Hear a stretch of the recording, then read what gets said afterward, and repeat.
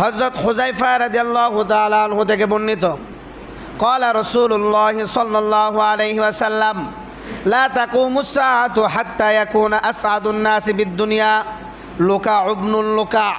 আল্লাহর নবী বলে কিয়ামত হবে না ততক্ষণ পর্যন্ত যতক্ষণ না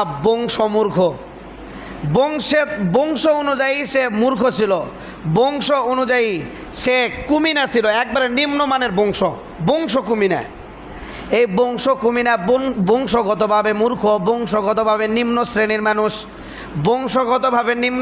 মানুষ, বংশগতভাবে মূর্খ এমন ব্যক্তি আসআদুন নাস, মানুষেরা তাকে দুনিয়ার দিক দিয়ে খুশনসিব মনে করবে যে এই কামিয়াবি অর্জন করছে দুনিয়াতে, এই সফলতা অর্জন করছে দুনিয়াতে, এই সব থেকে ভালো আছে।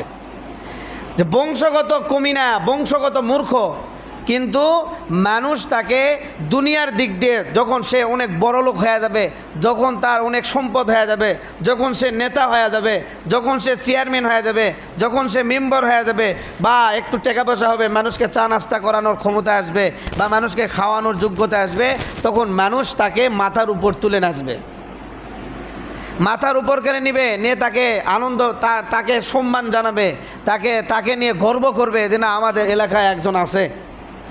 তো আল্লাহর নবী বলে যখন এই অবস্থা আসবে যে দেখবা তোমাদের এলাকার মধ্যে বংশগতভাবে নিম্ন শ্রেণীর ব্যক্তি ছিল, বংশগতভাবে মূর্খ ছিল, বংশগতভাবে নিম্ন শ্রেণীর ব্যক্তি, কিন্তু আজকে অন্যায় অত্যাচারের মাধ্যমে সে আজকে কুটিপতি হয়েছে, টাকার মালিক হয়েছে, হওয়ার কারণে সে মানুষের পিছনে টাকা খরচ করে, আজকে মানুষ তার পিছনে দৌড়াবে এবং তাকে দুনিয়ার এই সম্মানের কারণে খুশনসিব মনে করবে, মানে ভাগ্যবান মনে করবে। কি মনে করবে? ভাগ্যবান মনে করবে। তো তখন মনে করবা কিয়ামত চলে আসছে, তখন মনে করবা কিয়ামত অতি নিকটে চলে আসছে। তাহলে এখন চিন্তা করে দেখেন, আমাদের সমাজে অনেক এলাকায়, অনেক সমাজে এমনও ছিল যে গরুর দালাল, বাপে করেছে কি গরুর দালালি। গরুর দালালি কি ভালো পেশা? কি বলেন?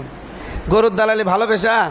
হ্যাঁ, গরুর দালালি তো ভালো পেশা না, গরুর দালালি একটা হারাম উপার্জনের পেশা।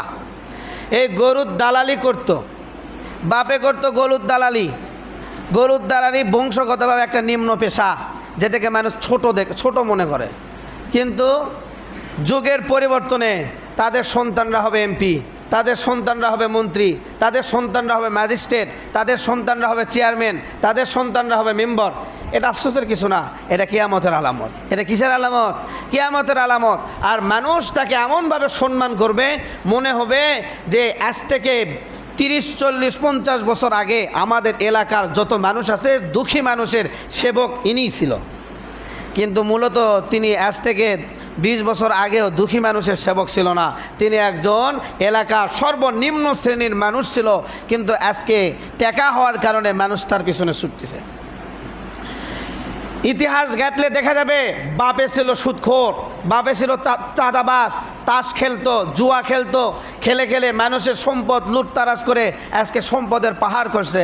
আজকে তার সন্তানরা হবে মেম্বার, আজকে তার সন্তানরা হবে এমপি, আজকে তার সন্তানেরা এলাকার মধ্যে নেতৃত্ব দিবে, সমাজের নেতৃত্ব দিবে, অথচ বংশগতভাবে মূর্খ, লেখাপড়া জানে না, না নিজের সাইনটা শুদ্ধভাবে করতে পারে এমন যোগ্যতাও নেই, কিন্তু টাকার গরমে তারা মনে করেন বিএ, অনার্স, মাস্টার্সের সার্টিফিকেট বানিয়ে চেয়ারম্যানের দাঁড়াবে, টাকার বলে তারা সার্টিফিকেট বানিয়ে এমপি চলে যাবে, আর মানুষ তারকে পিছনে ছুটবে আর মনে করবে যাক আমরা জিন্দগিতে কি করলাম, তারাই তো সুখে আছে, তারাই আজকে সফলতা অর্জন করছে, তারাই দুনিয়াতে ভালো আছে, তো তাদের পিছনেই মানুষ ছুটবে। তো আল্লাহর নবী আজ থেকে 1450 বছর আগে আজকের জামানায় এই সামাজিক পরিস্থিতির কথা বলে গেছেন যে আমার উম্মত, যখন তোমার সমাজে এমন ব্যক্তিরা তোমাদের নেতা হয়ে যাবে, তোমাদের সমাজের মধ্যে যখন দেখবে এমন ব্যক্তিদেরকে তোমাদের সমাজের লোকেরা সম্মান করবে, তাদের পিছনে ছুটবে, তাদের দুয়ারে যা ঘুরঘুর করবে, যারা এক সময় ছিল নিম্ন শ্রেণীর ব্যক্তি, যারা এক সময় ছিল ফকন্নি, যারা এক সময় ছিল মূর্খ, বংশগতভাবে মূর্খ, বংশগতভাবে ফকন্নি, তারা আজকে তোমাদের নেতা হবে। তো চিন্তা করে তখন ভাববা যে তোমরা এখন কিয়ামতের আলামতের উপর দিয়ে যাচ্ছ, এখন তোমরা শেষ জামানায় চলে আসছো, অতি নিকটে তোমাদের কিয়ামত চলে আসছে। তো আমি তো আমার বয়স তো আর বেশি না, আপনাদের অনেক বয়স, অনেকে মুরব্বী আছেন, আপনারা ইতিহাস বা আশেপাশে অনেক এলাকার খবর জানেন, আমিও ততটা জানি না। তবে আপনারা যদি খোঁজ খবর নিয়ে দেখেন, অত্র এলাকা থেকে শুরু করে অনেক এলাকায় এমন ব্যক্তিরা যারা নেতৃত্ব দিছে, তাদের ইতিহাস ঘাটলে দেখা যাবে যে তাদেরকে সমাজের কেউ দামই দিত না। হ্যাঁ, তাদেরকে সমাজে কেউ চিনত না, কোনো দাম দিত না। কিন্তু আজকে তাদের পায়ের নিচে যে মানুষকে কি করতে হয়? সালাম করতে হয়।